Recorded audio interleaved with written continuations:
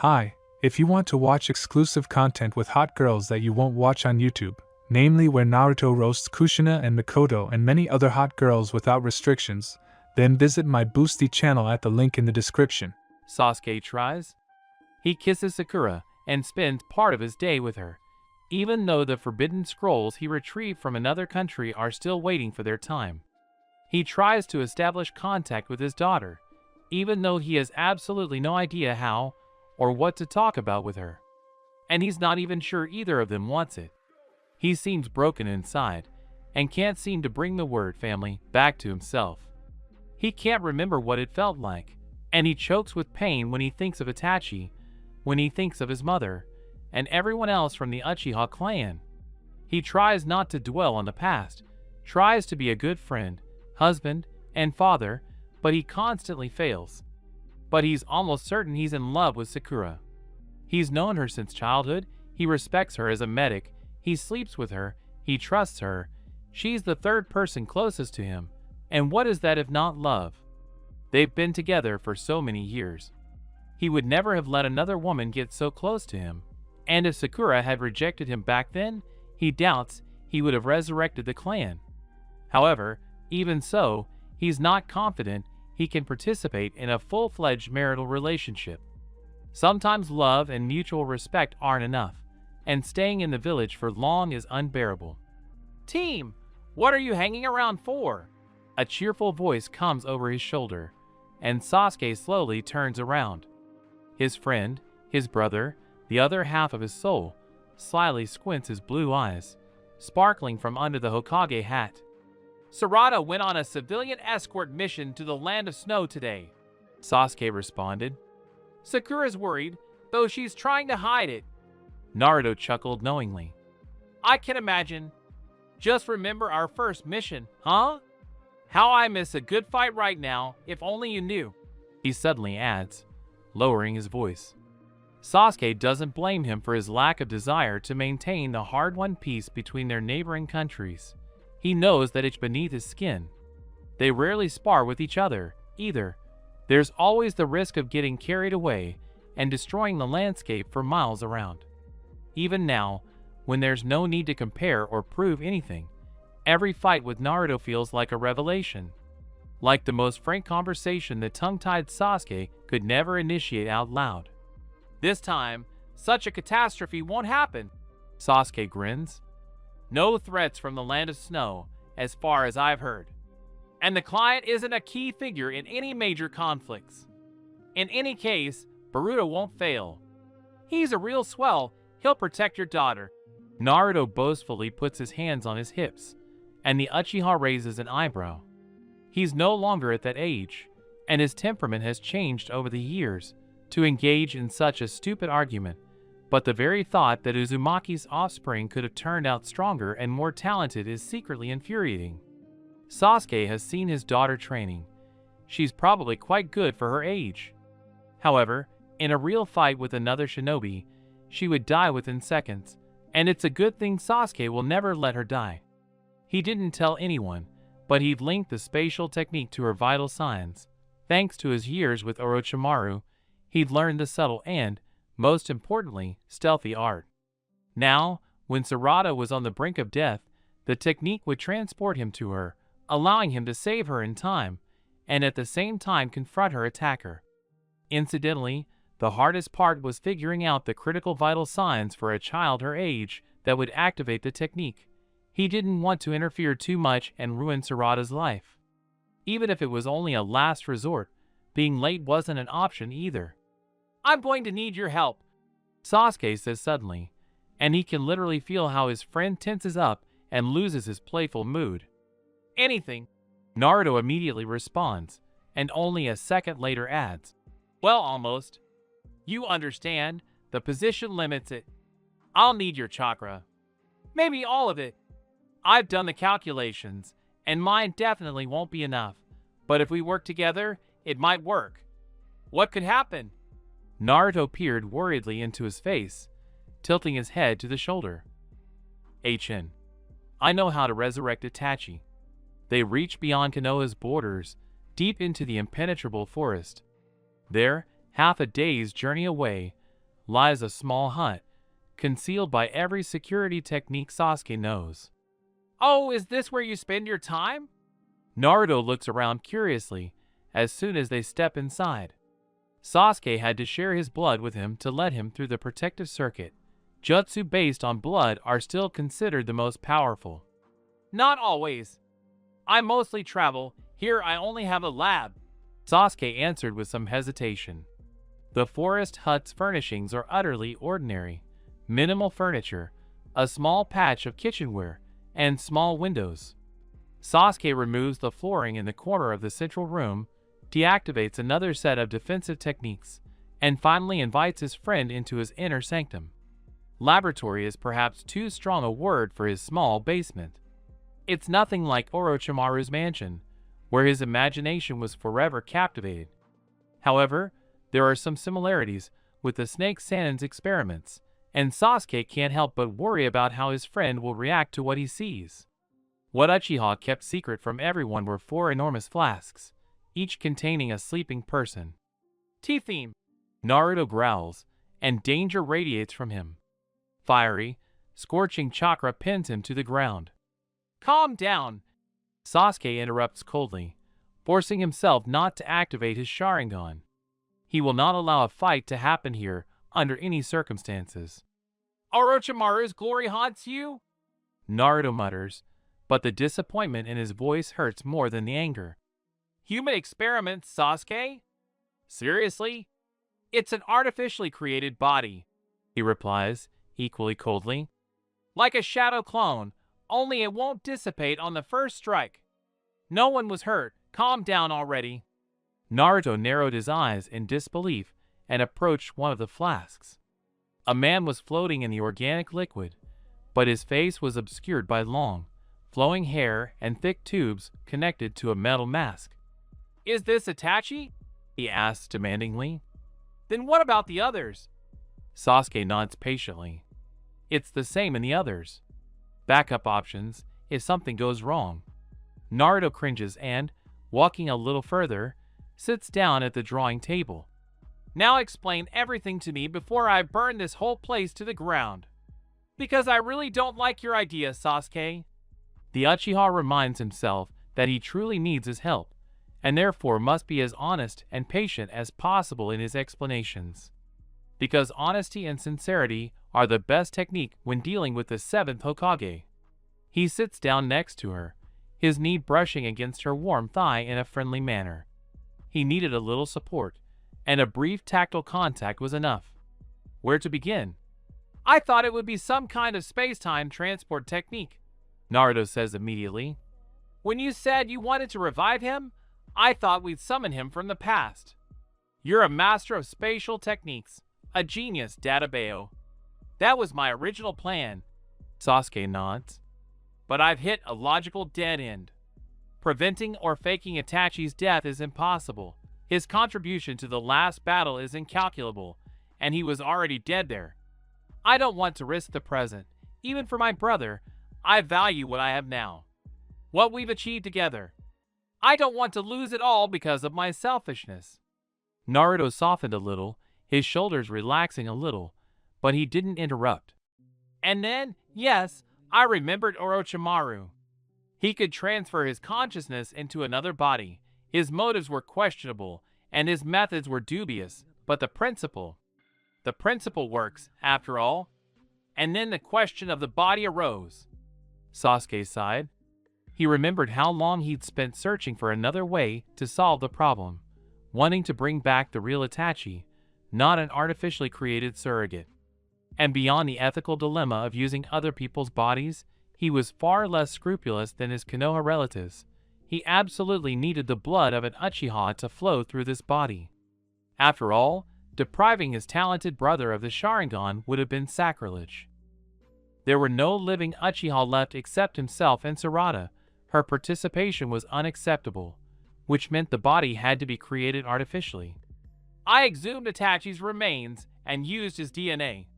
It took me 1.5 years to grow a viable clone. Genetics isn't my calling, after all. And then I ran into my first difficulty. His body wasn't conducting chakra.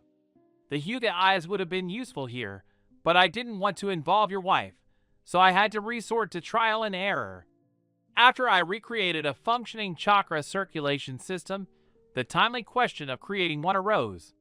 Because a clone is essentially a puppet, as much chakra as you inject into it, that's how much it will have in reserve. And I don't want Itachi dependent on me for such an important matter. Naruto sat with his mouth open. And you found a way? He asked excitedly. Found out what exactly allows a shinobi to accumulate chakra. It could be incredibly useful for someone like Rock Lee. For everyone. But that would be human experiments, Sasuke snorted. Besides, I carried out the most significant changes at the embryonic stage. I wouldn't risk interfering with the deformation of a fully formed adult organism. That's a shame. Uzumaki immediately slumped. But you should still pass this part of your research on to Sakura-chan later. Maybe she'll come up with something as a medic. HN. Sasuke shrugged evasively. He didn't think the village could make good use of such knowledge, even now, in times of peace. And even less so later, when the 7th Hokage's reign would come to an end. But overall, yes, I spent over 2 years in total recreating the chakra core. And all quietly, Naruto muttered. Do you still think we wouldn't have helped you if you'd asked for help?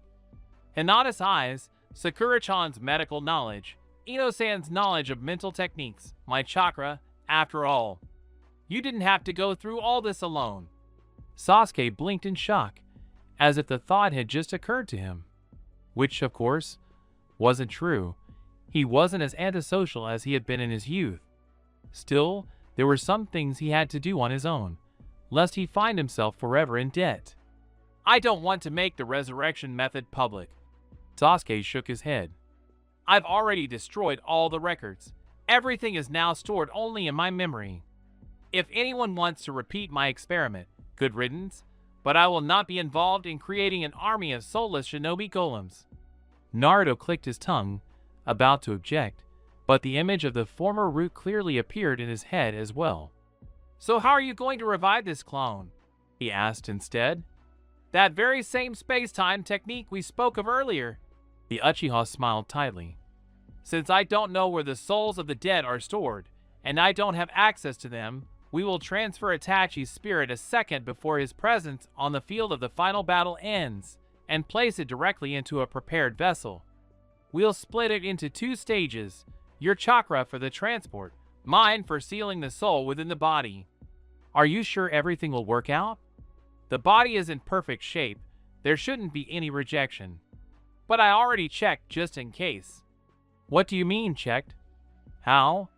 I temporarily transferred my consciousness into the samples being tested. After all, that's how I could truly determine how good they were. Experimenting on yourself is also experimenting on people. And what if something happened to you? I'd never know where and under what circumstances you disappeared. Naruto jumped up and, pulling his friend by the lapels, stared into those shameless black eyes. Sasuke bowed his head, resting his forehead against the other's. Nothing would have happened to me, he smiled weakly. I calculated all the risks, and I didn't make a single mistake. Stupid Uchiha, Naruto muttered quietly, letting the half-hug drag on and on. It was rare, after all, for them to physically show affection for each other. Okay, when do we start? Sasuke pulled away reluctantly. At any time. The result doesn't depend on the position of the stars, or whether you've eaten or are performing the ritual on an empty stomach. On my end, all preparations are complete. Naruto scratched his nose. He trusted Sasuke, and he had nothing against the idea of bringing Itachi back, but he was afraid he wouldn't be able to cope with his friend's grief if it didn't work out. But making Sasuke wait even longer is unfair torture. Let's do it right now, he decided. I definitely have a couple of hours, and if anything happens, Shikamaru can handle the routine. The technique, drawn on a heavy, meter-long scroll, was similar to the summoning technique used by the great Sannin. With some differences, of course. Sasuke made him repeat the sequence in which the seal should be activated several times, and Naruto was once again amazed at how talented his friend was to have created something so magnificent, powerful, and yet mathematically precise. After all, it was necessary to summon one specific soul at one specific moment, with no room for error. Sasuke, meanwhile, placed one of the bodies, the ones in the jar, on the table and used an ink brush to draw additional symbols on it. It was definitely Itachi. Naruto, though he'd only seen him a few times before, instantly recognized the distinctive Uchiha features. It was even striking how young he looked. At first, he thought Sasuke, for some reason, had stopped the clone's development a little too early, but then he finally remembered that Itachi had been only in his early 20s at the time of his death. Just a child. The thought struck him. And once again, he promised himself that as long as he was Hokage, the Uchiha clan's history would never be repeated. Enough of sacrificing children to the ambitions of others. The ritual itself didn't take long. Naruto activated the technique, and chakra began to literally be sucked into the scroll, like a black hole. Suppressing the instinctive urge to pull his hand back, Naruto instead began to pour in more and more power, drawing on his entire reserve for the first time in years. Just when his chakra was beginning to run low and his vision was beginning to blur, the loud bang of the summoning technique finally resounded. Falling to his side, Naruto watched helplessly as Sasuke continued his part of the ritual. And by the time Itachi's clone's chest took its first independent breath, he had recovered enough to scramble closer. "Did it work?" he asked quietly. "Yes, it must be." Sasuke carefully knelt down in front of the table, wearily pressing his cheek against Itachi's limp palm. "I put him into an artificial sleep. It takes time for his soul to adapt to another body. Otherwise, he'll be in pain." "That's good," Naruto nodded. "Let him sleep. And you should rest too. Come on." Clinging and helping each other, they rose from the floor and wandered upstairs, out of the basement. There seemed to be a mattress there. Or two. Sasuke kept his brother in stasis for 3 days. Naruto, though curious, couldn't stay in the forest hut for that long, so the Uchiha brothers were left alone. On the second day, Sasuke carried his brother upstairs to a more human-friendly bed. He finally devoted these 3 days to deciphering the one secret scrolls he'd once obtained from the sand, occasionally pausing for sleep, food, and monitoring the vital signs of the slumbering clone. On the 4th day, he allows Itachi to wake up. He doesn't know how he'll react, whether he'll mistake it for a kidnapping or immediately recognize the unfamiliar adult man as his brother, but he prepares for the worst. He locks all the exits from the hut, removes all sharp objects, and prepares a straitjacket, just in case. Even if Itachi balks and refuses to embrace the opportunity to start a new life, Sasuke will convince him otherwise, and he'll have no choice but to submit. While Itachi recovers, Sasuke meditates. He doesn't delve deeply enough to pinpoint the moment of awakening, but the nervousness and unfamiliar sense of anticipation dissolve and no longer distract. Itachi takes just 2 seconds to reach full combat readiness. Bypassing the stage of drowsiness, disorientation, and confusion, barefoot and unarmed, he leaps behind Sasuke in a single leap and presses his slender fingers against his carotid artery. Sasuke allows it.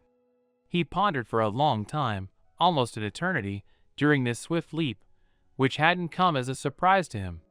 He could escape with a simple substitution, but then the fight could drag on, for despite the untrained state of his newly formed body and the trivial difference in weight classes, Uchiha Itachi remained a formidable opponent.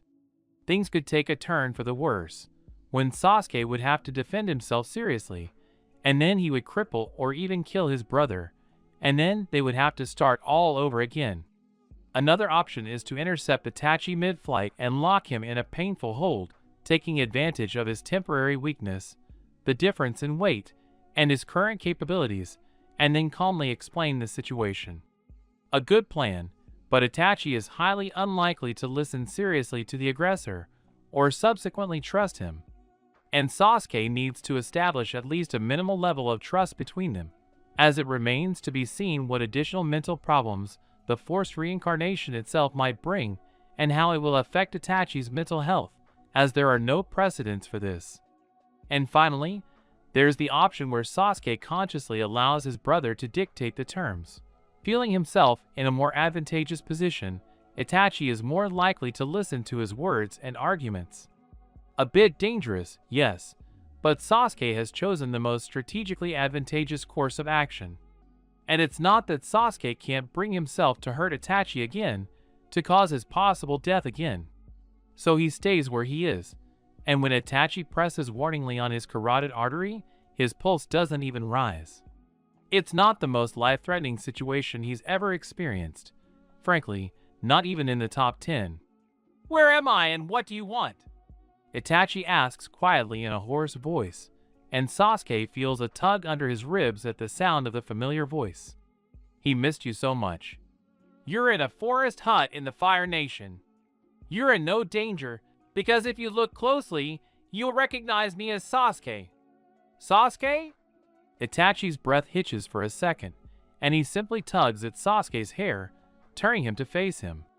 Sasuke tolerates it, even though he's not used to such unceremonious treatment.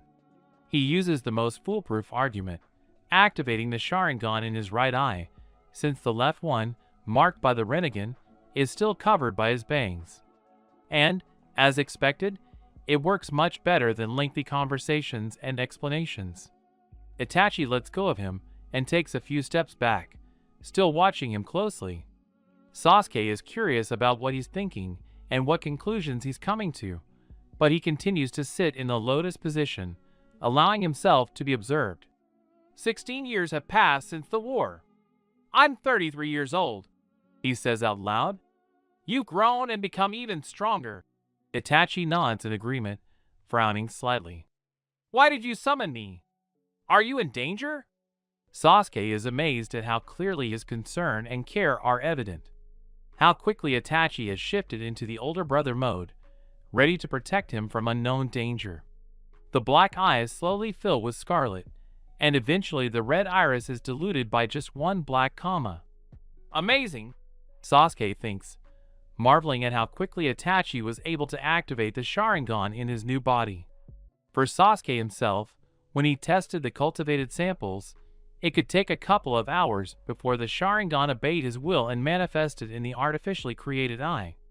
A half-forgotten, almost childish admiration for someone else's genius tickles beneath his ribs. And at the same time, Itachi is alarmed. Something's wrong. Last time I was at the peak of my powers. It's not an unholy resurrection technique. Sasuke nods in agreement. The pros, you're not under anyone's control and can live in this body for decades. The cons, some things will have to be learned again, from scratch. Itachi looks down at himself, and finally seems to notice that he's not wearing his usual Akatsuki garb. Not that his nakedness bothers anyone in the room, but it's simply impolite. Itachi pulls the sheet off the bed and wraps it around his hips. You said? Decades. Why? Sasuke watches with longing as his brother tilts his head slightly, deliberately indifferent. So young, yet so distrustful of fate's gifts, having never received anything good from them before. Sasuke shrugs. Because I can, because I'm broken without you, because it's the only right thing to do. Any of these phrases would be acceptable answers, but none of them convey the truth, which Sasuke can't even articulate for himself. They spend the rest of the day talking about the years that have passed since their last meeting. They don't dwell on their mutual mistakes, and don't even mention the future yet. And even though everything is still very shaky, Sasuke is happy and calm. How long are we going to be here? Itachi freezes in a side split as Sasuke enters the room. The man calmly hands him an umbu mask. Not everyone will recognize you by sight, but many of your old acquaintances still live in Konoha. Until the Hokage allows your identity to be made public, you'll have to use a disguise. Itachi shrugs indifferently. It doesn't bother me too much, but I'd like to meet your family if possible. I can leave later. Sasuke clenched his jaw to keep from saying anything harsh. Despite the previous evening, they still hadn't reached the level of intimacy they'd had in their childhood, the one Sasuke had secretly hoped for. "The war is over. You no longer need to leave Konoha," he said quietly, looking away. "As do you, Otuto," Itachi chuckled, rising from the floor. He looked even younger in a dark t-shirt with the bright Uchiha clan emblem. "However, as far as I understand, you don't live there. And if the village never accepted you, why should it be any different for me? I don't live in Konoha permanently by choice, not because anyone doesn't accept me," Sasuke remarked haughtily. "The village is under the Hokage's protection, but there are a lot of bad things happening outside its borders that need to be dealt with." Itachi just shook his head in disbelief. "This is not how I imagined your future, Sasuke." They were silent. "The Hokage sent a uniform along with the Anbu mask. When you're ready, change, and we'll head home." The man left, carefully closing the door behind him. Itachi resumed his stretching. Before heading to Konoha, they had to delay a bit.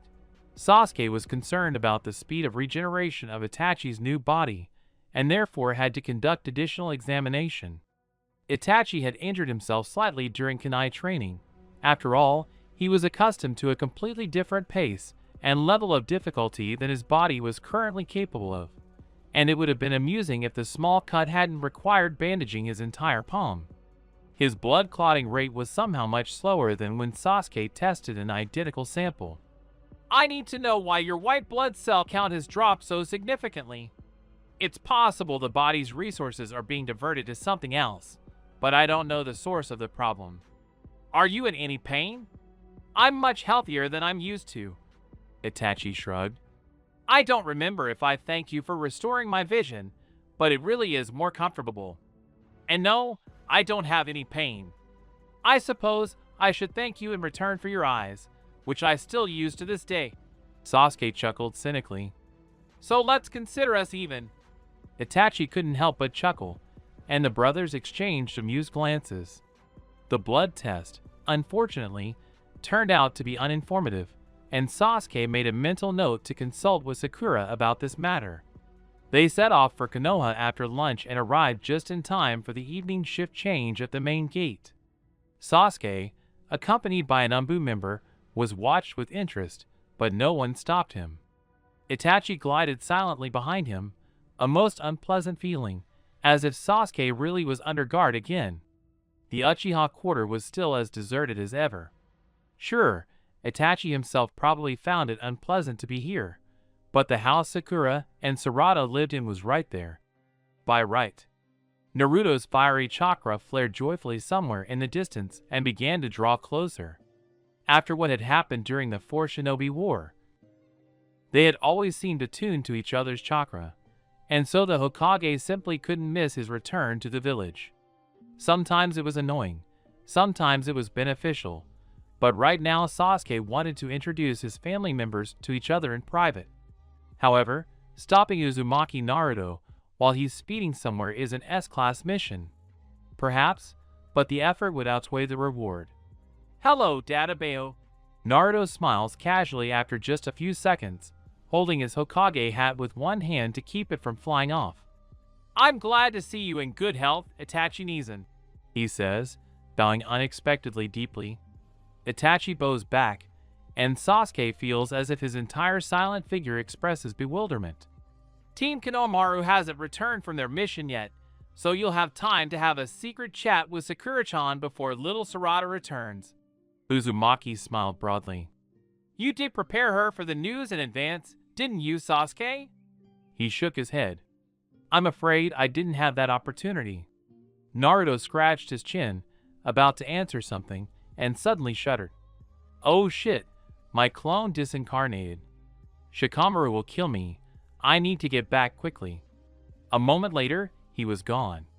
Sasuke felt a slight twinge of gratitude for the unknown circumstances that had led to Naruto's shadow clone's disappearance, which, of course, reminded him once again of the need to enlist his wife's support in medical matters, since he was going to brief her anyway. "Uzumaki Naruto made a good Hokage," Itachi suddenly said. "The village is permeated with an atmosphere of happiness and prosperity." Sasuke nodded in response, and they continued on their way. Sakura found herself at home. Sasuke-kun! She exhaled joyfully, seeing her husband in the doorway of the house, her whole being beaming from within. She cautiously bowed to the man in the umbu mask. Hello! Sasuke kissed her briefly on the cheek, remembering the advice on being a good husband from a silly magazine he'd once read out of boredom while traveling. The advice there was utterly idiotic and illogical, but it seemed to work, so he memorized the entire list and tried to apply it occasionally. Sakura was a little surprised when the umbu member walked into the living room with him. Whatever Sasuke did, he never brought work home. She crossed her arms over her chest and waited for an explanation. And of course, her taciturn husband decided not to waste time on lengthy dialogue, but simply allowed the umbu member to remove his mask. Shinaro! Sakura breathed, instantly assuming a fighting stance. Never before had the appearance of people wielding the Sharingan been without bloodshed. She still had nightmares about the Four Shinobi War, even though many years had passed, and now it seemed like a rejuvenated Madara was looking at her face again. With no kunai at hand, Sakura threw the scalpel she always kept handy to distract attention and darted forward, sending a bolt of chakra down her arm. She raised her fist, but Sasuke's figure appeared in her path, easily intercepting her wrist to prevent the blow from landing. The one with Madara's face gracefully slid aside at the same moment and raised his hands in a disarming gesture. Sakura, taking advantage of the continued physical contact with Sasuke, cast a seal that would dispel illusions if he was somehow under someone's control. Because if this wasn't some Jinjutsu, and that long-haired guy had actually brainwashed her Sasuke, things would be much more difficult for them all. Calm down, Sakura, Sasuke ordered calmly, the medical equipment having no effect. You should be more careful with your power. You could hurt someone who hasn't done anything to you. And if you've come to your senses, let's move on to rational dialogue. Let go, Sakura muttered, and, mentally counting to 5, she walked away and sat down on the sofa. Sasuke sat down next to her, the other man across from her. If you look closely, he still had different facial features from Madara, but something in common, that same doll-like beauty, purely Uchiha beauty, dominated all of his features. Her Sasuke was cast from the same mold, and women from 13 to 60 still followed him with admiring glances, despite his formidable fame. Itachi, let me introduce you to my wife, Sakura, he said, taking her hand and squeezing her cold fingers. Sakura, this is my brother, Itachi. I've fallen through the looking glass, she thought, dumbfounded. The man who resembled Madara bowed politely, his impenetrable black eyes watching her face. Darling, your brother is dead. She almost opened her mouth, but stopped herself. She knew how much Itachi meant to Sasuke, but it was too heavy a subject, and over the years they'd only broached it a few times. He still blamed himself for his brother's death, and Sakura couldn't lift the weight off his shoulders. I resurrected him, Sasuke continued, not waiting for a reaction. Itachi Madara God knows, who was still looking at her expressionlessly, and Sakura felt terrified. I need to call Naruto, she thought. Their friend was the only one who could really straighten out her husband's mind when things started going wrong. But Naruto still had to be reached. Resurrected? Sakura smiled tensely, deciding to play along. I didn't know you'd resort to unholy resurrection. Of course, this wasn't a resurrection. Sakura remembered perfectly well how the resurrected warriors had felt and acted during the Fourth War.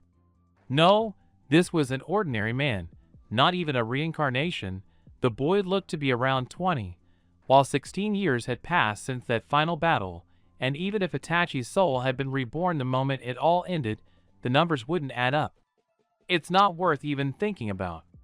The unholy resurrection can only be used as a temporary measure, so I invented another method, Sasuke calmly agreed. As crazy as Sasuke was, he was never stupid, of course. He had already come up with a suitable explanation for all the inconsistencies. Sakura-san, thank you for taking care of my brother, the imposter said in the meantime.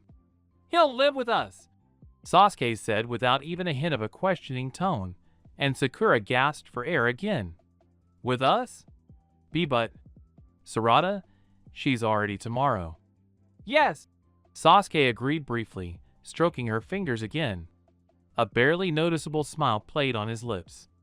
I'd like to introduce her to Itachi. The Uchiha imposter looked at her shrewdly and shook his head. I don't want to overstay my welcome. I'll take any empty house in our neighborhood. Sakura appreciated the manipulation in the background. Of course, Sasuke had immediately started trying to persuade her to stay here, not in the rickety buildings abandoned for a couple of decades. But if he'd mentioned the hotel, Sasuke wouldn't have resisted so fiercely. She herself had no intention of participating in this dispute. It would only waste time.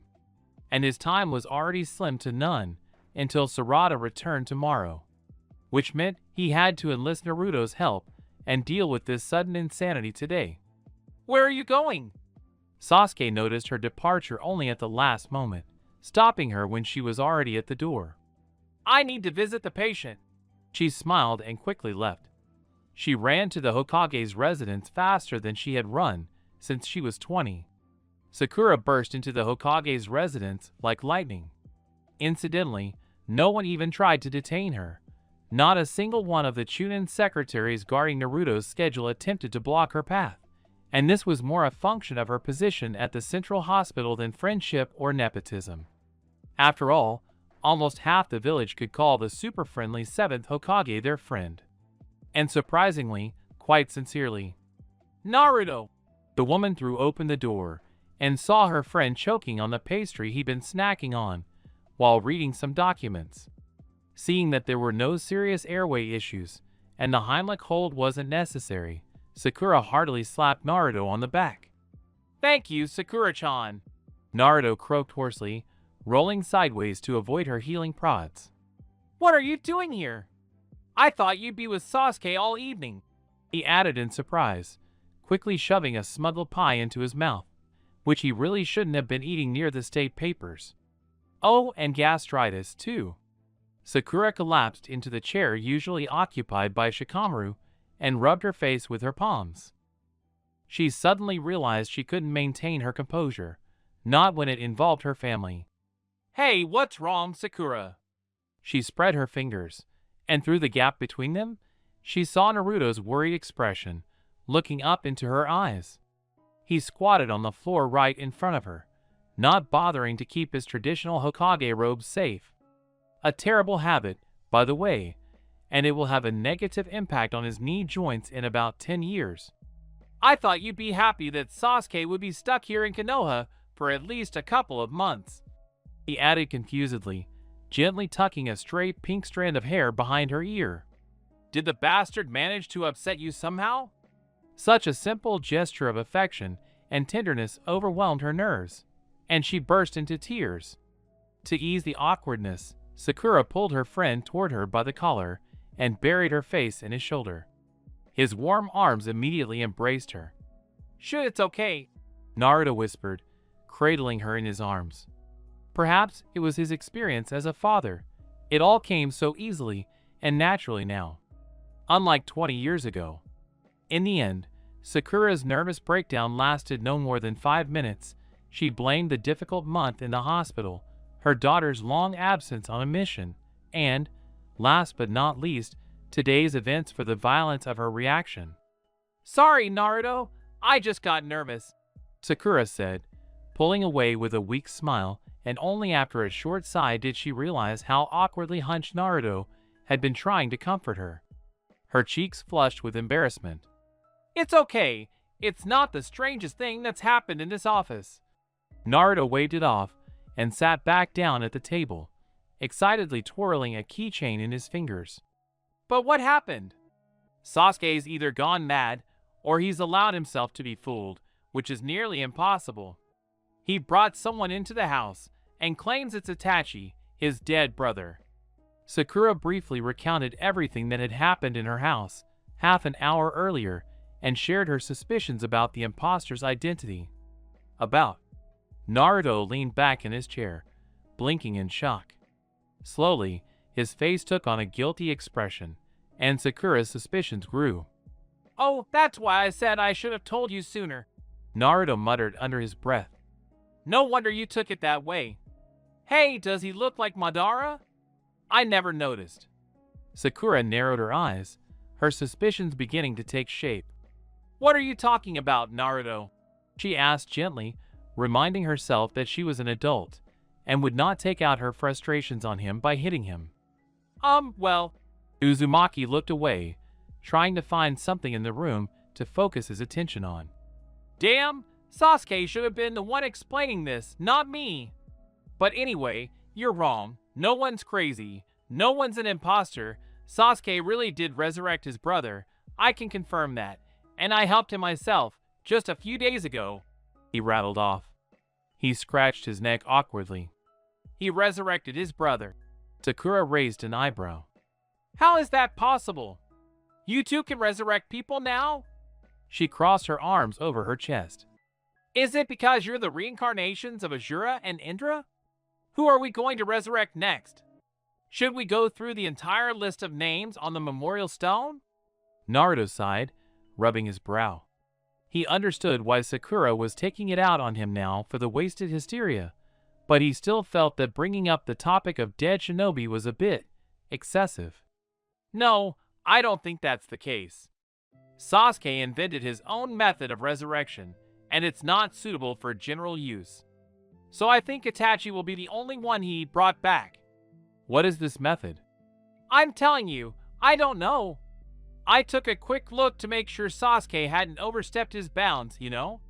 But it's just a wild mix of biochemical engineering, space-time scrolls, and Orochimaru's mental techniques. I couldn't replicate it, and no one could unless they have a brain like Sasuke's. But even he needed my help as a chakra reserve, and even then, I barely had enough. So no, you don't have to worry about a mass resurrection. Are you 100% sure you brought back Itachi? There were plenty of sneaky asses in the Uchiha family who would have taken advantage of the opportunity to inhabit a carefully prepared body. Well, I'm almost certain. Naruto shrugged. We won't be able to find out right now anyway, but I think Sasuke would be the first to suspect if something was wrong. But I know how important it was to Sasuke. And tell me, do you really believe he wouldn't have made his ritual as secure as possible? And that he didn't double-check his calculations 1,000 times? I think he got it all right.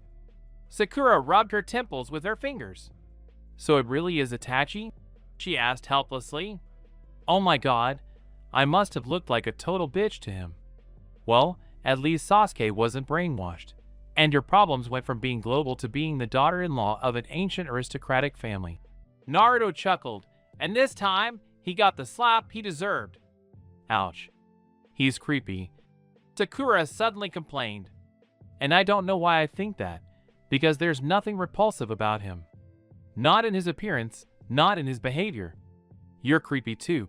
Naruto grinned encouragingly. You know, some people seriously prefer not to get injured on missions, just so they don't have to end up under your care in the hospital. Oddly enough, the dubious consolation worked, and Sakura felt better. I know this isn't the addition to the family you might have hoped for, but Sasuke's always been a bit of an ass, Naruto added. At least try to find common ground with Itachi. We'll see. Sakura sighed and slapped her knees. Okay, thanks for the therapy session. I'll be going. No family consultations. The Hokage laughed after her. I wouldn't have been able to stand it. When Sakura returned to the house, she found her brothers on the summer veranda leading to the inner garden. Sasuke was thoughtfully sketching, correcting, and crossing out in a pocket notebook a draft of some new technique of which his inventive mind could concoct dozens. Some people would probably be willing to fork over a mountain of gold to get their hands on this notebook. If anyone outside even knew about it, of course. Itachi was reading at the time. Sakura automatically noted that the former missing Nin had chosen a volume of poetry and was surprised. Welcome back, Sakura-san. Itachi greeted her politely, his voice deep and unyouthful. Sasuke glanced briefly at his wife, nodded, and returned to his notebook. Silently, I'm home, Sakura muttered, suddenly thinking that maybe having her older brother around would teach Sasuke at least the basics of politeness. Oh, the dream! I needed to pull myself together and start getting to know each other again, because the presumption of innocence hasn't been abolished by anyone yet. Did Sasuke show you the spare room, Itachi-san? She asked, even smiling faintly. She simply had to overcome her fear of his resemblance to her nightmares. Are you sure I won't cause you any inconvenience? I don't mean to. Itachi calmly inserted a bookmark into his book and stood up. It's all right, Itachi-san. We have several rooms in this house that are rarely used. Sakura felt more confident. Starting to care about someone was a great way to stop being afraid of them, and she intended to go all the way. And she thought providing them with a place to sleep peacefully was a great start. Sasuke wakes up instantly when he senses uneven bursts of chakra nearby, a habit ingrained in his awareness of any changes around him from years of traveling alone. He gets out of bed, throws on his kosode, and silently leaves the bedroom. A pulsing chakra trail leads him to his brother's room, and Sasuke hesitates for just a second before stepping inside. Itachi is sleeping. He's most likely having a nightmare, as evidenced by the sweat that's beaded on his face and the rapid movement of his pupils beneath his closed eyelids. He's uncontrollably releasing streams of chakra in spurts, which for some reason resembles arterial bleeding. Instinctively, he wants to clamp down on the wound, but it's just not visible. Sasuke is about to measure Itachi's pulse to see how synchronized it is with the chakra pulsation. But as soon as he reaches his fingers towards the vein on his neck, Itachi wakes up, and a second later Sasuke finds himself with his nose buried in the pillow, his shoulder almost cracking from the painful grip, and a sharp knee pressing into the back of his neck. "Sasuke?" Itachi asks hoarsely after a second and quickly gets off him. "What are you doing here?" Sasuke just sighs. His brother's chakra has stopped acting crazy, and Itachi looks like usual, if a little rumpled from sleep. "We'll do a full examination in the morning," Sasuke says. "You lost control of your chakra in your sleep. That's a bad sign. Will you show me your seal?" Itachi shakes his head and turns on the bedside lamp. "What exactly did my chakra do?" he asks with minimal curiosity, removing his pajama top. Raising his arm, he shows his younger brother the seal located under his arm. In creating it, Sasuke was inspired by Minato's technique, which had once enabled Naruto to become the host of the Nine-Tailed Fox. With some modifications, of course, since Itachi's mind was intended to be not imprisoned, but the full master. And he decided to place the seal's imprint precisely in the crook of his armpit, a location that would be virtually impossible to accidentally expose to others. The seal became slightly inflamed, but literally before our eyes it healed itself, and soon began to look like an ordinary tattoo. "Nothing specific, just spontaneous chakra releases," Sasuke replied thoughtfully. "In a classic case of soul rejection, you would have experienced a high fever, hallucinations, and a distorted seal pattern. I haven't seen any such symptoms in you yet, so this is a different kind of anomaly. Well, I don't mind being your guinea pig as long as this experiment amuses you." Itachi chuckled indifferently and put his shirt back on. "The afterlife is far less exciting than the religious cults make it out to be." He smiled faintly. "Although, perhaps that's because I wasn't a righteous man in life." Sasuke raised an eyebrow.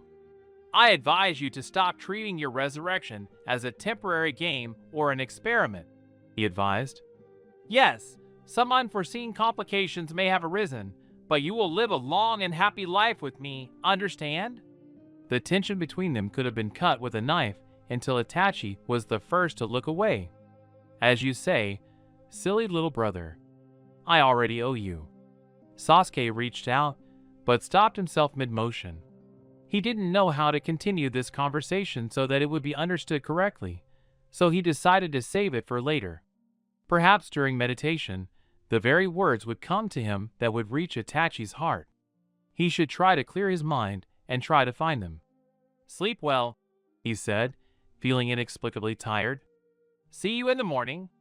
Without looking at his brother anymore, Sasuke left the room and leaned his back against the wall, exhausted. He had to finally accept that Itachi's resurrection wasn't a panacea for everything bad in his life, and that he would have to start from scratch, literally building a relationship with the brother he had once killed, no matter how warmly they felt for each other. Sakura woke to the familiar beep of her alarm. She had to get ready for her morning shift at the hospital. Sasuke, as expected, wasn't there. He always rose almost at dawn, so she never experienced a languid morning with hugs and kisses, even in the best of times, even when they were newlyweds. She found her husband in the next room, which she sometimes used as her office. Sasuke meditating before a bowl with a single candle. Quietly, so as not to disturb his trance, Sakura gathered the papers she needed from the table and quietly left. "Will you have breakfast, Sakura-san?" A strange voice caught her off guard as she looked skeptically at herself in the wall mirror in the hallway, trying to decide whether she needed makeup today or whether this would do. "Oh, Itachi-san!" She winced, meeting the expressionless gaze of his pitch-black eyes. "Good morning." "No, I rarely eat breakfast in the morning, thank you." Itachi nodded and handed her the bento box she usually packed for Sarada to take to the academy. "I don't know your schedule, Sakura-san, but I'm somewhat familiar with the madness that can occur in medical facilities, so I've taken the liberty of preparing a balanced lunch for you. I'd be delighted if you'd like to. In addition to caring for your patients, you need to consider your own needs."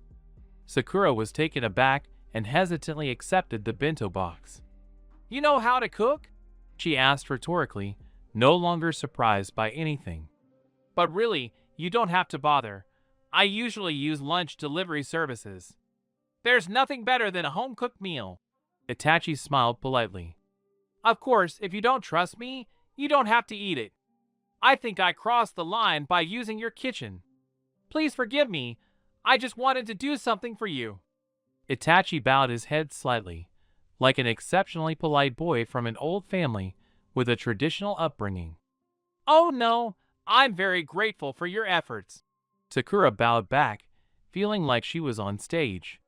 It was a very surreal scene, the two of them bowing back and forth like dummy figures. Such behavior was unusual for Sakura, but Itachi's very presence somehow spurred her to remember her manners. "I'll be happy to take your bento. And if I do test him for poisons, it'll only be for peace of mind," she added silently. However, she was almost certain that no impurities would be found in Itachi's food.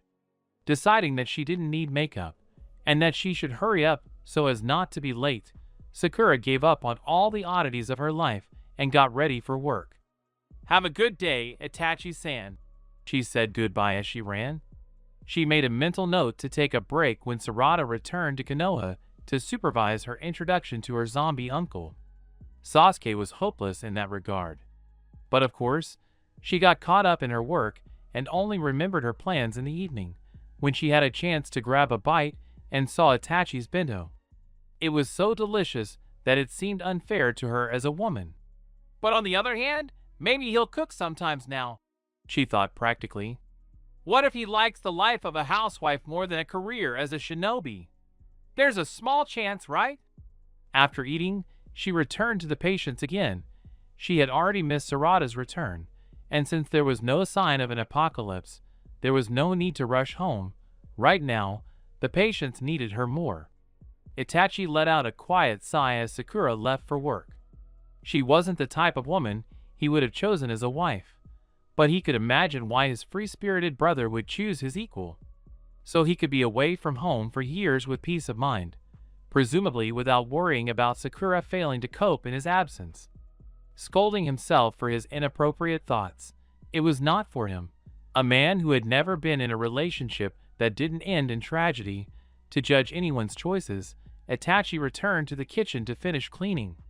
Even during his time in Akatsuki, he had strived to maintain order around him, and now it wasn't difficult for him to relieve the woman who worked all day of some of the household chores. It seemed he wouldn't be able to regain his shinobi form anytime soon anyway. His body was weak and untrained, and his Sharingan refused to display more than one tomo at a time. Itachi would certainly get into shape eventually, and try to be useful to the village, if the current Hokage agreed to take him on. Because he had known nothing but battle in his life, and it was a sad thought to him if he was brought back only to marinate in inactivity, like a decorative blade on a collector's wall. "Good morning, Sasuke," he greeted his brother, finishing the last cups. "Breakfast is on the table." The young man that his little Sasuke had transformed into obediently sat down at the table. "Good morning. How are you feeling?" His brother's gaze swept over him, as if suspecting Itachi was about to start convulsing right then and there. Which, of course, Itachi had no intention of doing. "Everything's fine. Would you like some chocolate spread or jam with your pancakes?" Sasuke shrugged indifferently. "I'm indifferent to sweets, so it doesn't matter." And here it is, another small difference from his childhood memories. Little Sasuke adored chocolate, not hesitating to whine and beg for hours on end for his mother or older brother to indulge him with another candy. Itachi's first Valentine's Day at the academy horrified him, as he was given so much chocolate that it would have given anyone a diathesis, and taking that supply home was absolutely forbidden. "Well, I'll choose the jam." Itachi forced a smile and, after drying the cups, turned off the water and sat down at the table opposite. A neat stack of pancakes stood on a plate in the center. They ate breakfast in silence, like shinobi who were not used to being distracted from their meal by idle conversations. "I'm home." A thin girl's voice suddenly came from the hallway, and Itachi saw how Sasuke, without changing his expression, literally glowed from within. Well, it seems that he will finally meet his niece. Seeing men's shoes in the hallway, Sarada freezes for a second. Her father had visited them not long ago. What could have brought him under their roof so soon? "I'm home," she says hesitantly, and hears the soft clatter of dishes coming from the kitchen. She's a little scared and ashamed of this fear, but she's almost never been alone with her father, and now she doesn't know how to act. "I should probably say hello," she figures rationally, and heads straight to the kitchen. Her father is not found there alone. A young man a little older than her is sitting at the table, wearing clothes from someone else's shoulder. "Hello, Sarada." Her father greets her indifferently, his face as expressionless as ever. The girl squirms uncomfortably. Her mother told her he loved them both, but he just didn't know how to show it, but she doesn't quite believe it. Someone who loves will find time to visit at least occasionally, more often than once every 12 years, at least. And they won't look at you with such horror, as if you were just an empty space. I'm glad you're home," Sarada says, forcing a smile. And she really is glad, because last time he came, they even managed to chat a little, and maybe this time he'll stay long enough for them to get used to each other a little again. "Sarada, say hello to your uncle. This is Itachi, my older brother." The young man looks more like an older brother to Sarada than to her father, but she swallows a surprised exclamation. Perhaps he, like the esteemed Tsunade-sama, is simply hiding his age. "Also to please men?" She tries not to stare too hard, as she's never encountered this kind of person in person before. She feels a little uneasy, as if her father had somehow tainted himself by being related to a sodomite, and immediately feels ashamed of her thoughts. "Hello, Itachi-san," she bows. "I read in a textbook that besides my father and me, there's no one left with the Uchiha name. I'm glad that information turned out to be incorrect." "I'm glad to meet you, Sarada-chan."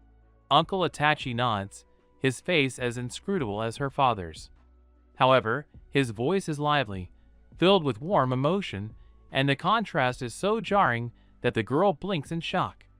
"Maybe he really is happy," she thinks in surprise. "If you haven't had breakfast yet, come join us," her uncle offers cordially, and Sarada quickly agrees. This way, she can spend a little more time with her father before he locks himself away in his study for the rest of the day with some important scrolls. And even though she's a little tired from the journey, washing her face with ice-cold water and the aroma of freshly baked pancakes brings her back into action. Where have you been all this time, since no one knew about you? She asks artlessly, generously seasoning the pancakes with chocolate spread. Very far, Itachi-san answers evasively, calmly sipping from his cup of tea. Sarada thinks he's acting like a professional cheater. Not a glance away, not a shadow of doubt on his face. The girl nods thoughtfully and glances sideways at her father. He's indifferently dissecting his pancake with instruments, as if he's not at all curious. Well, he did find it somewhere, so he knows exactly where it was hiding and why, Sarada logically decides.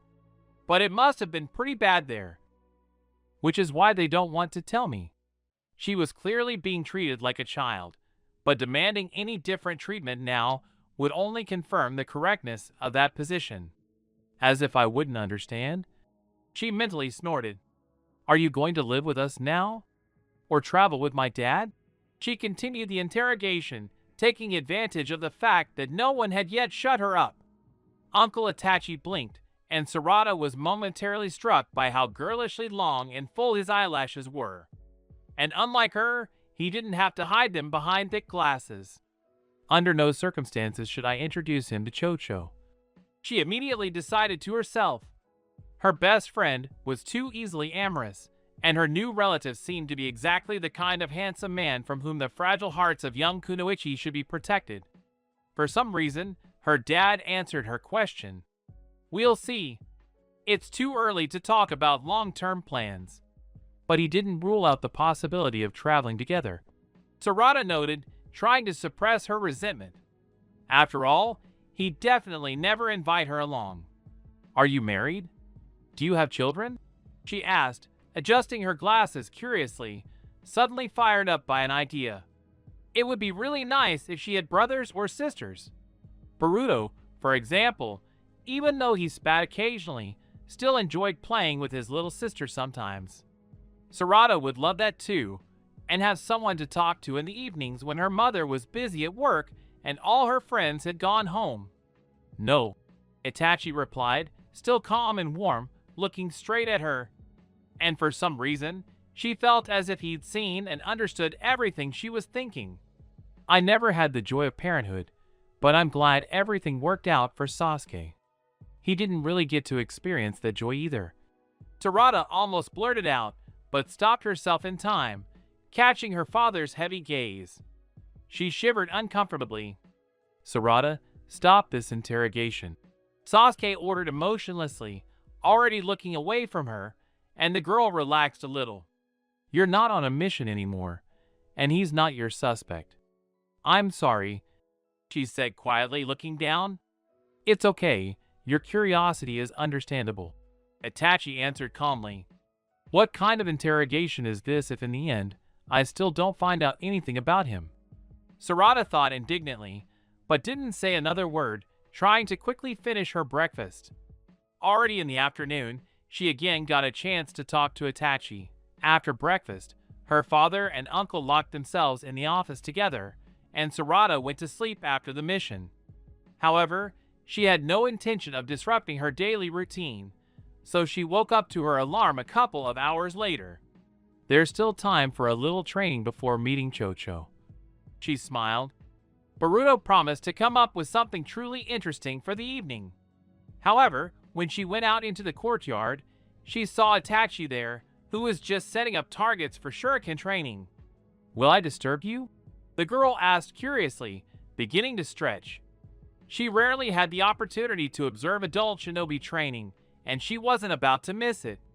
Uncle, still wearing a black t-shirt with a wide collar and a bright Uchiha emblem on the back, smiled faintly. Not at all, it's much more convenient to train together. Sarada didn't boast about her advanced chakra control or the fact that she could hit a target even with her eyes closed. That would only impress her peers. But an adult Uchiha, and the brother of her father, the greatest shinobi of the century, was probably on a completely different level, unattainable for her. So she was surprised when they began training with throws at a stationary target, gradually increasing the distance. Does he take me for so little? Sarada was angry. She could hit her target without even aiming, and she wanted something more. And the measured, calm pace of Itachi's shuriken throws was driving her crazy. "How about we make this a little more challenging?" she asked challengingly, and without waiting for an answer, she rushed forward toward the targets and threw a kunai, knocking aside a shuriken heading toward its target. Itachi stopped. "You might get hurt like that, Sarada-chan. I'm afraid my chakra control isn't yet strong enough to make me a suitable opponent for you. But this is training at the level of kids from the academy." Sarada stamped her foot, incredulous. "And you haven't missed a single shot, so you're holding back for some reason. I'm not asking for a sparring match. Just take me seriously." A shadow of a smile flickered across Itachi's lips, and he suddenly appeared next to her, gently touching her forehead with 2 fingers. "Next time, my little niece." And he calmly returned to his previous place. "What does that even mean?" Sarada rubbed her forehead, puzzled. But thrown off balance, she had lost all her anger. "Next time, are we sparring? Or will you take me seriously next time?" she asked loudly. She was ignored. Turning around, she saw Itachi thoughtfully tossing her kunai in his palms, as if trying to balance it. "He's fine. I clean and sharpen my weapons regularly." Sarada frowned, offended by this gesture. "The metal alloy seems lighter than I'm used to." Her overly young uncle shook his head. He launched it with a light toss, right into the center of the target. "What a show-off! Any idiot could do that." Sarada clicked her tongue and, while her uncle resumed his childish behavior, decided to practice hitting the target with her eyes closed. So far, her best was 6 hits in a row. But as soon as she took a step left or right, still keeping her eyes closed, her sense of direction would fail her, and the kunai or shuriken would end up flying wide. And even if she remained motionless in one place, by the 7th throw her arm would tire and miss the established trajectory. It would also be great to learn to throw with both hands with equal accuracy. Although Itachi-san was still fiddling with throws in a straight trajectory, it seemed he didn't make any distinction between his right and left sides. "I wonder if ambidexterity is something you're born with, or can it be learned?" the girl wondered. "Do you have the Sharingan?" Sarada asked after about half an hour of silent training, tired of picking up projectiles from the grass. "Yes," Itachi replied curtly and indifferently, monotonously continuing to repeat the same throws. 10 meters, 50, 100, 200. That's all the variety." "Will you show me?" Sarada jumped up and down with excitement. Perhaps because Itachi looked much younger than her father, she felt much more relaxed with him, and therefore did not hesitate to ask for such a thing. After all, she had no one around who could help her master the Sharingan, because it was not called a rare genome for nothing. Itachi chuckled incomprehensibly and paused, allowing her to come closer. "I was able to activate my Sharingan at 11. Sarada boasted, diplomatically leaving out the details of those events. She concentrated and activated her genome, looking her uncle straight in the face. Her vision became much clearer, and now she could see his slightest movement. Time seemed to unravel and slow down. If her uncle had been a villain and tried to attack, she would surely have noticed any of his attacks. "Very good," Itachi nodded, still with the same impassive expression. He returned the favor by activating his own Sharingan. Sarada watched with incredible interest as the black of his irises faded to red, and a tomo curled beneath. Just one. Just like hers, a 12-year-old girl who had awakened her family genome just a year ago. And yet, he was older than her father. The girl felt disappointed. This Uncle Itachi was completely useless and couldn't teach her anything. Not ninjutsu, not dojutsu. Perhaps he only survived because he was sent away in disgrace from his family long before the tragedy in the Uchiha clan had even happened. "Thank you," she said politely, trying not to show pity or disgust on her face. A good Hokage, like she intended to be, should help the weak, not neglect them. "Well, not everyone can be a genius like my dad," she decided graciously, getting back into a good mood. "Thank you for the training, Itachi-san, but I have to go. I promised to meet my friends." She began to get ready. having already lost interest in both Itachi and training with him. He just shook his head, causing his long tail to softly slide off his shoulder and behind his back, and indifferently returned to his training. "You've made incredibly rapid progress," Sasuke remarked, lying on his back after a lengthy semi-contact sparring session. They didn't use dojutsu or jinjutsu. Itachi's training program carefully alternated chakra-based training with purely physical enhancement. "I don't want to offend you, but even your daughter can defeat me in a fight." Itachi chuckled indifferently, lying next to me, shoulder to shoulder. Now the victory did not seem easy to me. "That's because you've become too relaxed and relied solely on chakra and techniques," Itachi remarked with barely perceptible reproach. "And even so, you've won 15 out of 15 rounds. It'll take a lot to strip me of my chakra and techniques in a real fight. I can't remember the last time I had to seriously fight for my life." "And I remember," Itachi responded dryly. They were silent for a while, and then stood up at the same time, starting to tidy up their appearance. "I saw you were training with Sarada." Sasuke suddenly brought up the topic. How do you like her?" "A wonderful girl." Itachi smiled softly and saw Sasuke smirk contentedly. "She shows great potential. Ambitious, proud, but a little lacking in diligence and toughness, I suppose. Not enough hatred." Remained unspoken, but was obvious to both. Sasuke gritted his teeth and turned away, a stab of pain in his chest. So many memories were connected with this. "I'm sorry," Itachi asked quietly. "I shouldn't have said that." "It's not worth it. In fact, you might even be right, I don't know. I don't really know her, not personally." "And it's all your fault. But it's not too late to fix everything. The girl is drawn to you and doesn't reject you as a father figure." Sasuke shrugged. "Okay. We'll take a break now and continue in the office.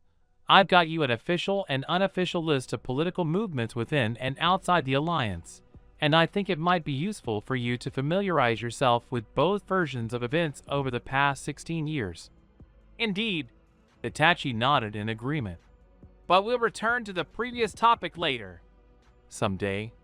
Naruto had just begun to figure out what might be meant by the vague wording in the report of one of the ambassadors working in the Sand Country, when his concentration was broken. "Hey, cub!" Kurama yawned lazily in his mind, the mental connection with him still intact even now that his tailed ass was free of its imprisonment in someone else's body. "Your little offspring has returned to the village. And alive, too." Naruto was happy for his son and reminded himself that he would have to personally ask him how the mission went, even though Konohamaru's reports usually described everything very clearly. He sighed and closed his eyes. Sasuke's chakra burned nearby, a calming flame that warmed and soothed him. He'd have to visit him and Itachi.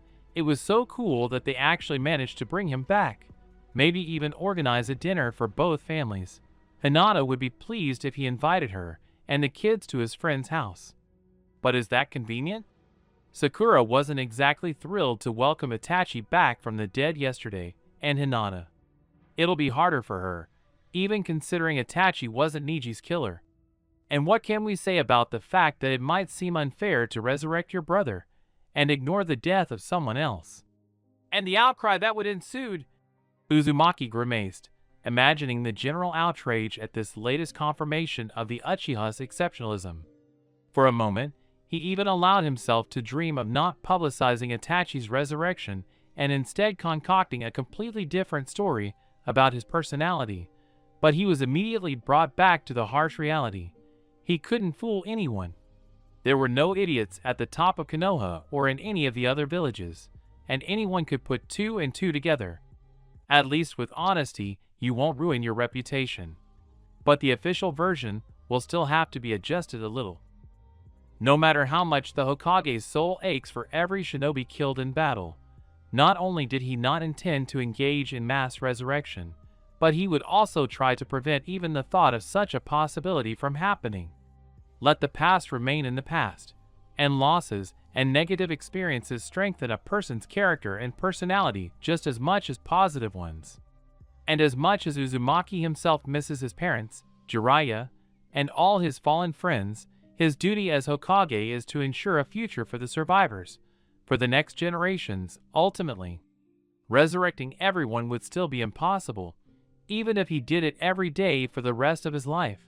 And Naruto has no power to decide who is worthy and who is not, because there is no fair and just answer. Thus, according to the official version, Itachi's resurrection was only possible due to his Uchiha bloodline and Sasuke's modified Rinnegan. Or to put a finer point on it, the Uchiha himself might not have been dead, but had been lying comatose all those years until they found a way to revive him. Of course, I'll have to tell my inner circle the truth, albeit a shortened version, like I did to Sakura yesterday. But I'll still nip any hopes in the bud, like, do something like that. I'll share my chakra and generally help you in any way I can, but I won't reveal anyone else's secrets and techniques. Naruto-sama, an ambassador from the Mist Village has come to see you. The secretary looked into the office, and the Hokage winced. The village of Mist was slowly recovering, with the support of the entire alliance, and was desperate to acquire a representative of at least some enhanced genome, since they'd already wasted all their own. No one bothered the Uchihas, but they were quite eager to please the Hyugas. Besides, the Hokage himself, the greatest hero of the Fourth War, had 3 heirs to the family name. Why not share it with the other villages? Itachi served dinner, while thinking about how to speed up the development of the Sharingan. It's common knowledge that he reacts well to stress. Sadly, killing his family last time actually benefited his Sharingan.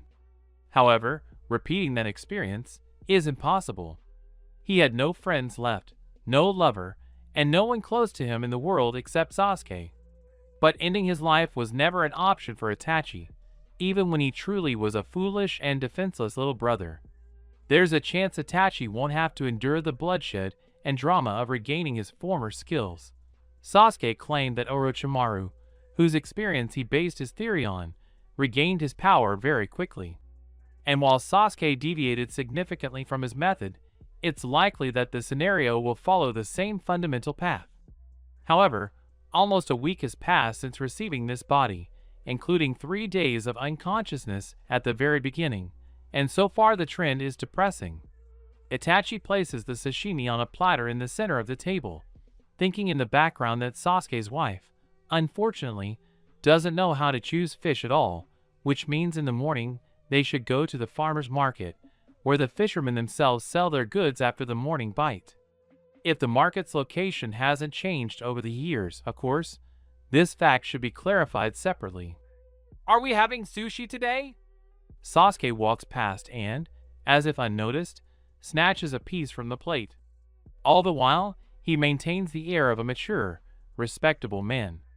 Only as an appetizer. Miso soup and rice with fried scallops for the main course. Itachi resists the urge to slap his brother on the back of the head to stop him from snacking, if only because he'd have to reach up to the back of his head. Sasuke was always a spoiled child with an unhealthy eating habit. At one point, he refused to eat any vegetables except tomatoes, and Itachi wonders how he coped all those years growing up alone. Another thing Itachi would never dare ask about.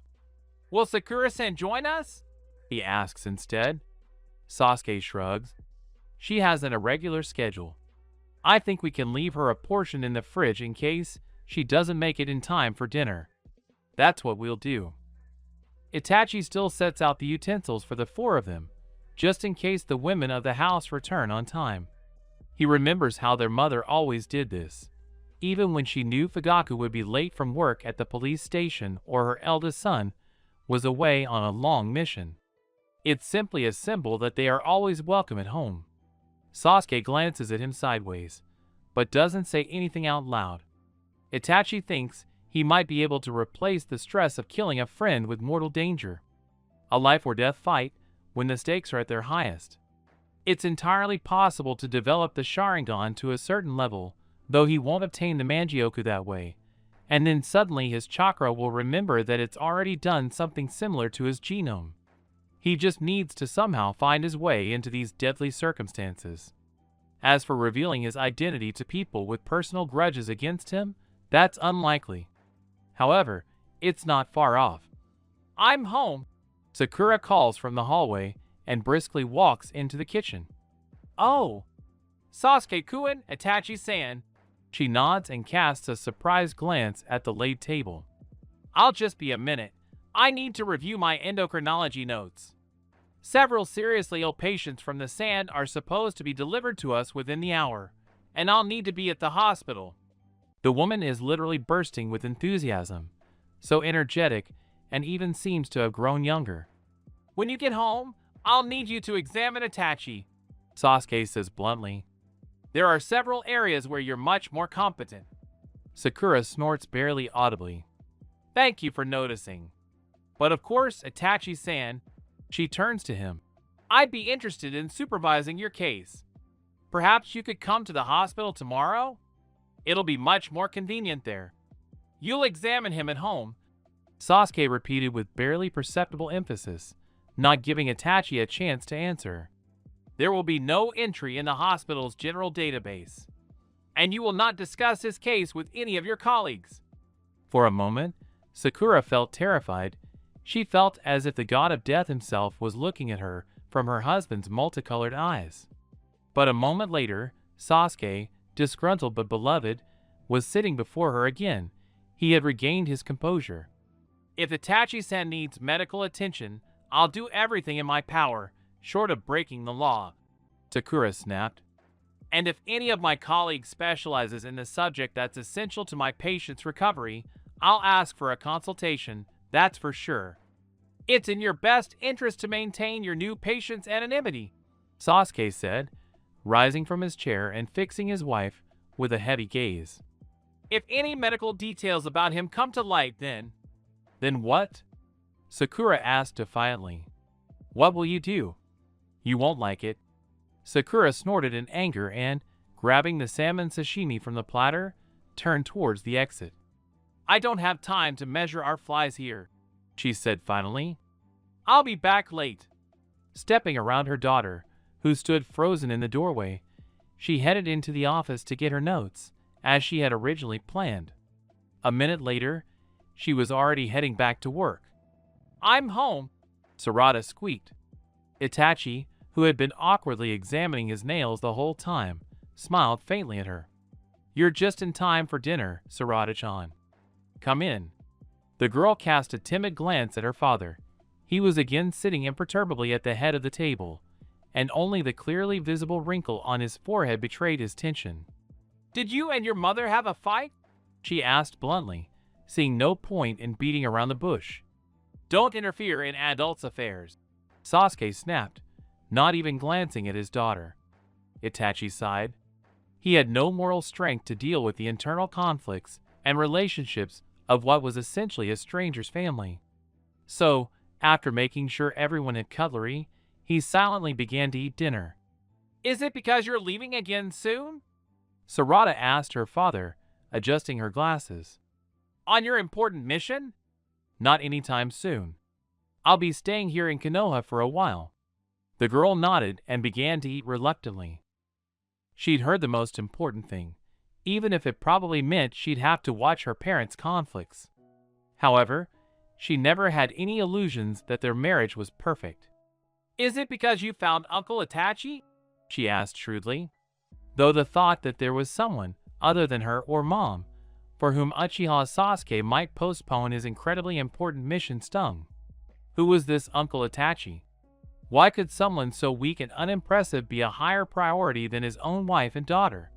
Yes, that's exactly why, Sasuke answered bluntly, unaware of the effect his words could have on Sarada.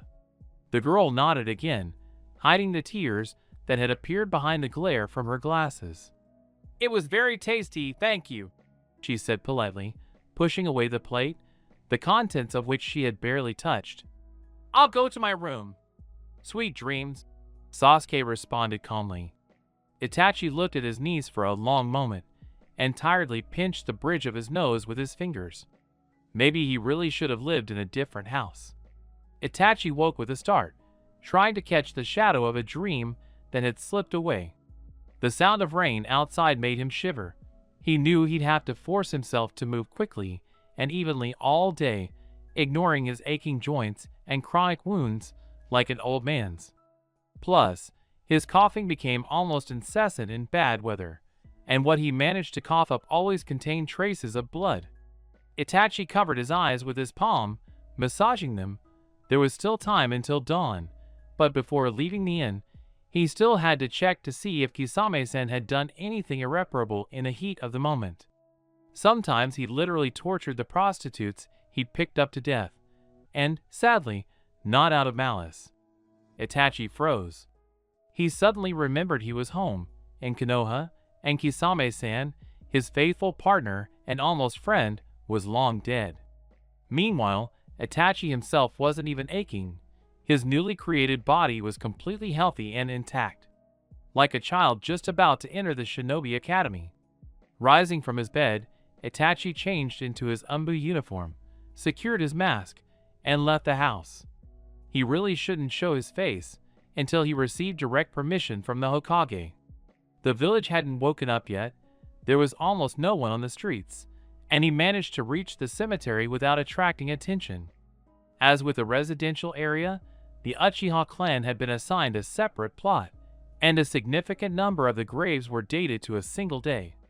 Itachi was here for the first time since what had happened. He walked down the row, reading the names of those who had died by his hand, trying to remember each one. Men, women, old people, and children, some of whom he'd only exchanged a few words with, bumping into each other on the morning commute to work, while others he fought alongside on missions for the village. There was Azumi Uchiha, his mother's sister and best friend, who was often a guest in their home. She had 2 children Sasuke's age, but they'd never been friends. Sasuke refused to play with them, wanting only to earn his father's approval and awaken his Sharingan before anyone else. Nearby were the graves of an elderly couple, Takashi and Miyako Uchiha. They always moved through the village hand in hand, slow and half-blind, unable even to focus their chakra into a seal for self-defense. And following them is Hideo Uchiha, the man Fudaka hated and despised. But Itachi would never know the story behind the feud between their families. Itachi regretted his memory of his afterlife. Had he managed to explain himself and ask forgiveness from those whose fates he had changed? Had he even met anyone before being returned to the 4 Shinobi War? Or was he left in well-deserved solitude, in the void of Amaterasu? Itachi froze when he came across his father's name carved on the memorial stone. He respected him immensely, and that respect hadn't diminished one bit over the years. After all those years of endlessly accusing the clan of complicity in the Ninetales attack, the Ninetales had even planned to stage a coup as bloodlessly as possible. And even after it was discovered that Itachi himself remained loyal to the village, not his clan, he refused to cross swords with his son. The last thing Itachi heard from his parents was that they loved him. He knelt down exactly in the middle between their graves and cleared his voice. "Hello. I don't remember at all if we met there, and if you can see from there what's happening here. But I'm very sorry." He bowed, pressing his forehead to the damp earth. A light breeze tickled the top of his head, and Itachi took a deep breath. "Sasuke brought me back. He grew up to be an outstanding shinobi and a good man, despite everything. I think you're as proud of him as I am." He straightened up and gently traced his fingers over his mother's name, trying to recall what her touch had felt like. Despite his exceptional memory, he couldn't recreate the memory, no matter how hard he tried. It had been too long since anyone had touched him, not for training or killing purposes. "Thank you for listening," he bowed finally. "Next time I'll bring flowers." Itachi strolled leisurely through the gradually awakening village, taking advantage of his incognito. He even managed to buy fresh fish at the farmer's market, as he'd planned the day before, though he was horrified by the rising prices. Returning to Sasuke's house, he removed his Umbu mask and was met with Sarada's shocked gaze. "Where did you get that uniform?" she demanded, frowning. "You can't just pretend to be a member of an elite Umbu squad. It's not just clothes." Good morning to you too, Sarada-chan. Itachi nodded politely. I understand the gravity of the situation, but my actions were guided by necessity. Change immediately. The girl's glasses flashed, not even considering for a moment that anyone could disobey her. Itachi masterfully hid his amusement, his gaze unwavering. You're new here, I understand, but some might view your actions as an insult, as becoming a member of the Umbu squad is a great honor and a testament to one's strength. What a wonderful girl this little Sasuke's daughter is. Just a minute with her, and the longing for the past is gone. Thank you for the warning, Sarada-chan. He smiled warmly at the girl. I'll do just that. You shouldn't be telling your superiors what to do, Sarada. Sasuke nodded grimly in greeting as he descended the stairs. Even out of ignorance, you're making a mistake in thinking you figured this out. But your uncle got that uniform from somewhere, right? You can't buy it in a store, and neither Sakura nor I were ever in Yambu. That means someone brought it here specifically for your uncle, which means he has every right to wear it. Why and for what purpose is none of your business. But still, learn to draw the right conclusions. Sarada's cheeks flushed. She was rarely reprimanded, especially by her own father, who had previously paid almost no attention to her. Sorry, she glared, clenching her fists. And to avoid it, she locked herself in the bathroom, where she had been heading earlier. Did you go somewhere? Sasuke's keen gaze swept over his older brother's entire figure, noticing the faint grass marks on his knees and the package of fresh fish. That could have been unsafe for you. It's fine. Itachi smiled peacefully, suppressing his irritation at the overprotectiveness he wasn't used to. Just taking a little walk. Sasuke met his open gaze with tension, which he immediately hid somewhere deep inside himself. Naruto sent me a letter. We need to appear before the Konoha Council by noon. Fine. This news did not excite him at all. He had previously completely trusted the decision of the Konoha government, and now that it was led by the sunny boy Jinchuriki, about whom he had managed to form his opinion over the years of observing from afar, he felt completely serenity. And this wasn't out of indifference to his fate, not at all. But an oath is a one-time commitment, and Itachi considered it unthinkable to go against it. Besides, the agonizing uncertainty about his future would finally end. Sasuke, however, clearly didn't like his brother's reaction.